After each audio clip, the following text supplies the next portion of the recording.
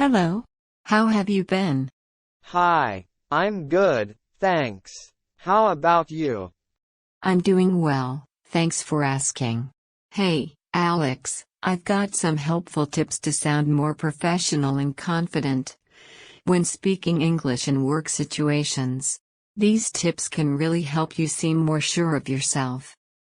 Both native and non-native speakers often have these bad speaking habits without knowing it.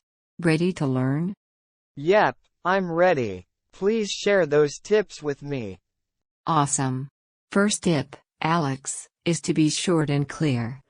Long sentences can make you look unsure. Being short means using the right words without extra stuff. For instance, instead of saying a lot before getting to your point, just say what you mean. I get it. Saying things directly is better. What's tip number 2? Avoid extra words. Words like kind of, like, and don't really help. For example, saying I was basically kind of just like, going to the store, doesn't sound confident. Just say, I decided to go to the store. That makes sense. Extra words don't help. What's the next tip? Exactly. Next, skip using but words. These make your point weaker. For example, saying this may sound like a silly idea, but doesn't help. Just say, I suggest. Got it. No more, but words. What else should I know? Forget about extra words. These are words like basically, technically, or essentially that don't really matter. They can make things confusing. Instead of saying actually, the font in the report is Times New Roman, just say, the font in the report is Times New Roman. I'll work on using only important words. What's tip number 5? Good job. The next tip is to skip weak words. Words like I think, I guess, or probably make your point less strong.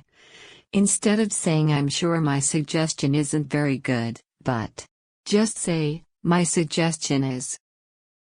Okay, I'll be strong with my words. What's the last tip? Finally, learn more words. The more words you know, the better you can talk. Having a strong vocabulary helps you say exactly what you mean without too many words. Thanks for these tips, Lisa. I'm excited to sound more confident. You're welcome, Alex. Remember, it takes practice, but using these tips will really help. Just talk in a clear and strong way, and you'll do great.